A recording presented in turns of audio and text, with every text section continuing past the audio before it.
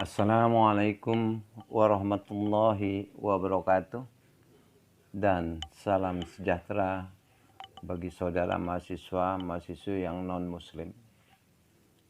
Tabik pun, saudara mahasiswa dan mahasiswi yang saya muliakan, pada kesempatan ini saya akan membahas materi komunikasi dan negosiasi bisnis ini pada bab 4, yaitu teknologi komunikasi.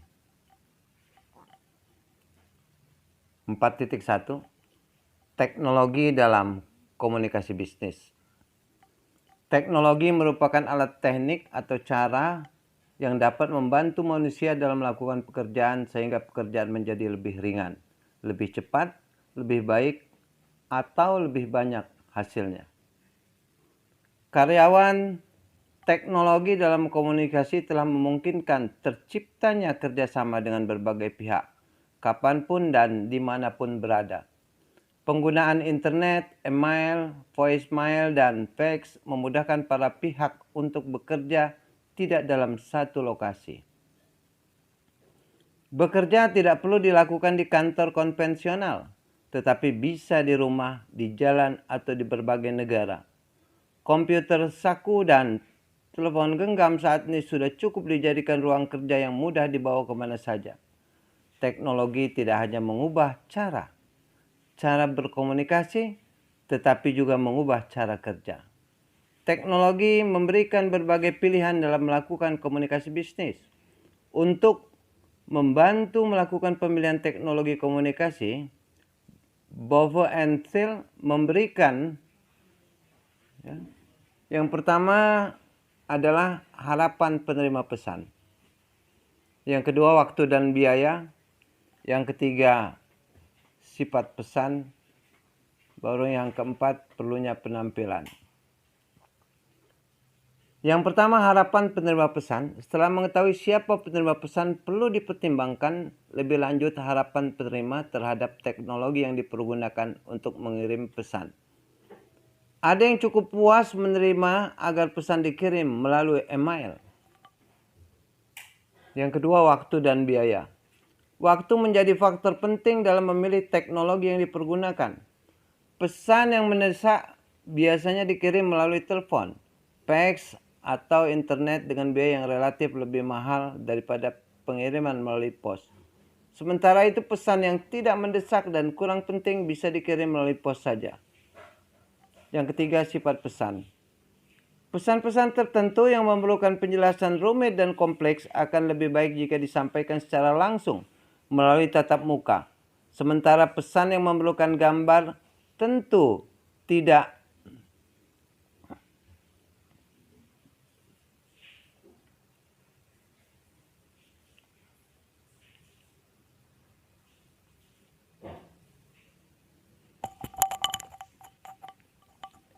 bisa dilakukan ya. Kemudian yang keempat, perlunya penampilan.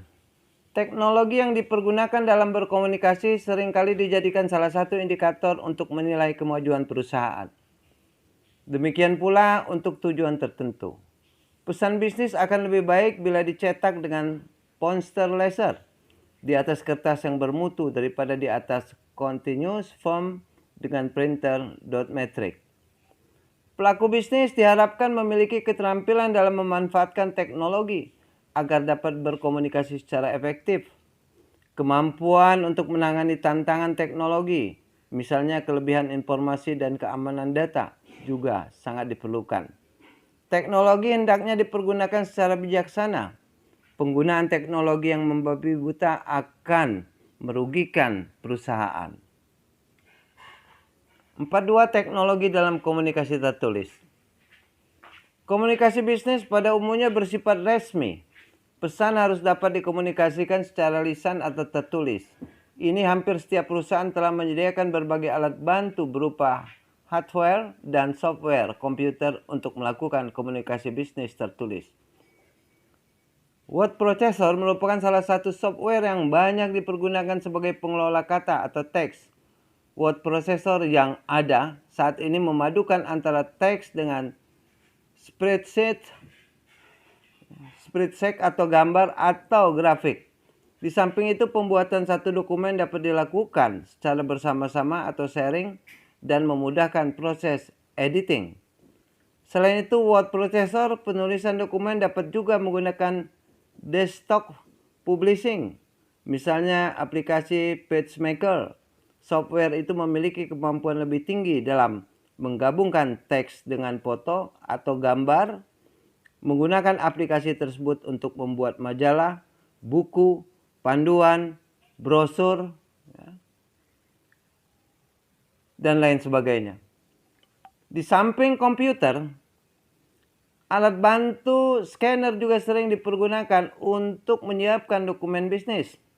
Alat itu digunakan untuk menduplikasikan teks atau gambar yang sudah ada tanpa perlu melakukan pengertian atau penggambaran ulang. Tanpa melakukan pengetikan atau penggambaran ulang. Selanjutnya, proses editing atas teks atau gambar yang sudah di-scan dilakukan dengan komputer. Dokumen bisnis yang telah ditetapkan menggunakan komputer lalu dicetak dengan printer berwarna atau hitam putih. Sebagai alat pencetak, printer bisa diperintahkan untuk melakukan pencetakan ulang atau penggandaan. Untuk keperluan yang sangat mendesak, penggandaan dapat juga dilakukan dengan mesin fax. Dengan alasan efisiensi, biasanya penggandaan dalam jumlah banyak dilakukan dengan mesin fotokopi. Saat ini sudah banyak alat bantu yang multifungsi. Misalnya satu alat bisa berfungsi sebagai printer, scanner, dan sekaligus fotokopi. Perusahaan bisa membentuk jaringan komunikasi elektronik terbatas untuk internal perusahaan dalam satu lokasi, itu disebut local area network. Jaringan yang lebih luas untuk melakukan komunikasi antar lokasi yang berjauhan disebut wide area network. Dalam area globalisasi saat ini telah berkembang jaringan komunikasi elektronik yang sangat luas dan melewati batas-batas wilayah negara yang disebut internet. Agar dapat berkomunikasi melalui internet diperlukan komputer, modem, saluran telepon, dan jasa layanan akses internet atau Internet Service Provider. Internet adalah jaringan komunikasi terbesar di dunia yang dapat diakses oleh individu, perusahaan, perguruan tinggi, pemerintah, dan lembaga di seluruh dunia. Email atau pos elektronik merupakan salah satu keunggulan internet yang paling bermanfaat untuk bisnis. File berupa teks atau gambar, baik panjang atau pendek, bisa dikirim dengan cepat ke seluruh dunia melalui email.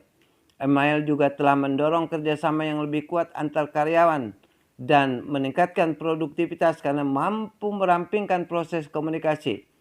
Email telah mengubah gaya komunikasi bisnis secara dramatis.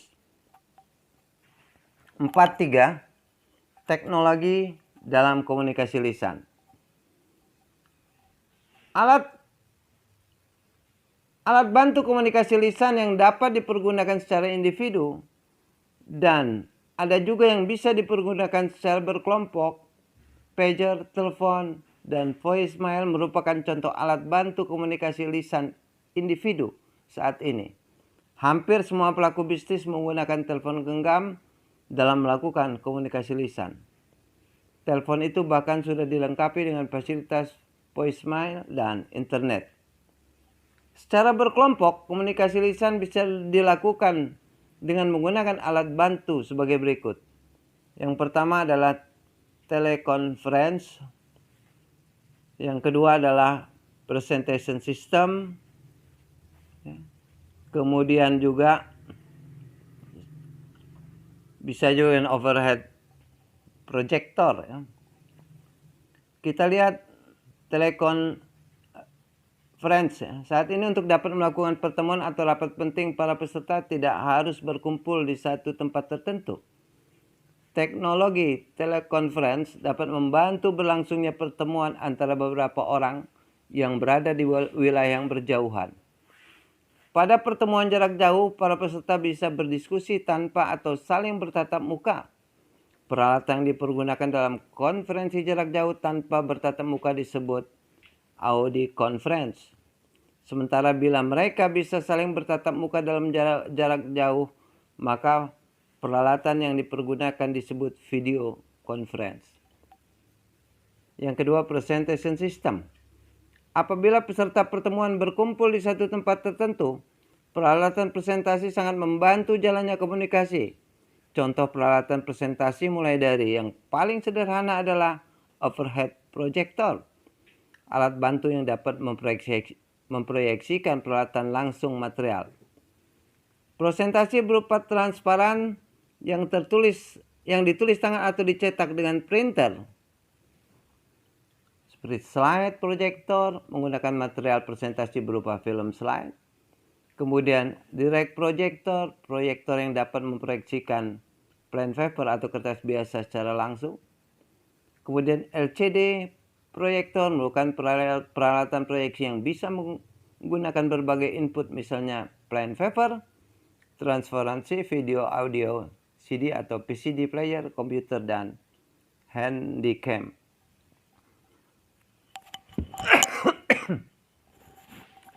Pemilihan terhadap peralatan presentasi yang akan digunakan tergantung pada jumlah peserta, jenis material atau presentasi, luas ruangan, dan keadaan cahaya dalam ruangan pertemuan.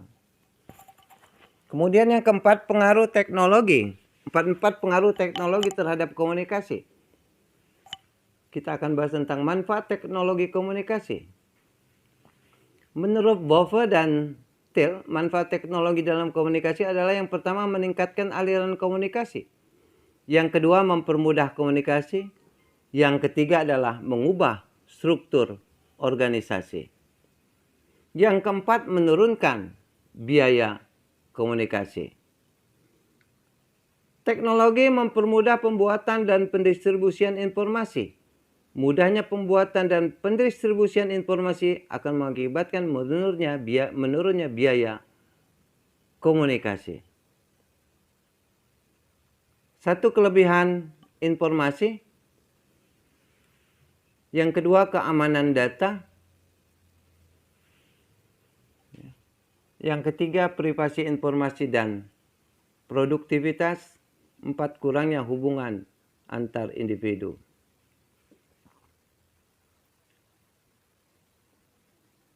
Yang jelas, teknologi mempermudah pembuatan dan pendistribusian informasi. Mudahnya pembuatan dan pendistribusian informasi ini akan mengakibatkan menurunnya biaya komunikasi. Kemudian kemajuan teknologi telah mampu mempekerjakan untuk mengakses semua informasi yang diinginkan.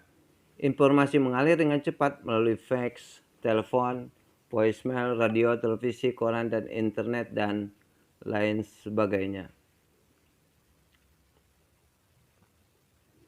Kalau yang ketiga, privasi informasi dan produktivitas karyawan. Yang keempat, kurangnya hubungan antar individu.